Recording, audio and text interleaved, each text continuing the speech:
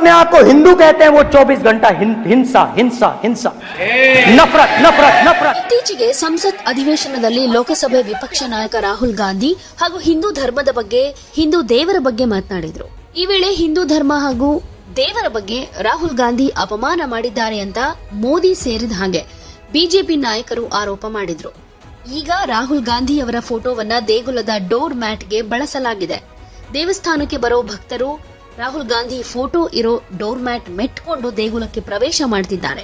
ಈ ವಿಡಿಯೋ ಈಗ ಸೋಷಿಯಲ್ ಮೀಡಿಯಾದಲ್ಲಿ ಸಖತ್ ವೈರಲ್ ಆಗ್ತಾ ಇದೆ. ಮಹಾರಾಷ್ಟ್ರದ ದೇಗುಲವೊಂದರಲ್ಲಿ ಈ ರೀತಿಯ ಮ್ಯಾಟ್ ಬಳಸಲಾಗಿದೆ ಅಂತ ಹೇಳಲಾಗ್ತಿದೆ.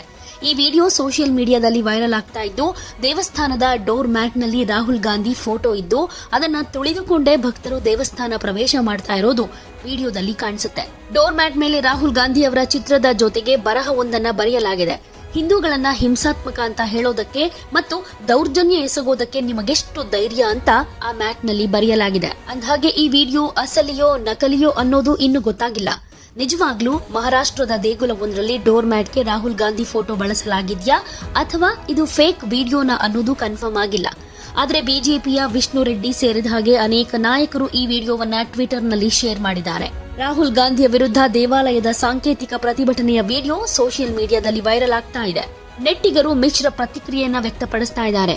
ಇದು ರಾಜಕೀಯ ಸಂವಾದದ ಸೌಹಾರ್ದತೆಯನ್ನ ಹಾಳು ಮಾಡುತ್ತೆ ಅಂತ ಕೆಲವರು ವಾದ ಮಾಡ್ತಾ ಇದ್ರೆ, ಇನ್ ಕೆಲವರು ರಾಹುಲ್ ಗಾಂಧಿ ಹಿಂದೂ ವಿರೋಧಿ ಹೇಳಿಕೆಗೆ ಇದು ಸರಿಯಾಗೇ ಇದೆ ಅಂತ ಹೇಳ್ತಾ ಇದ್ದಾರೆ.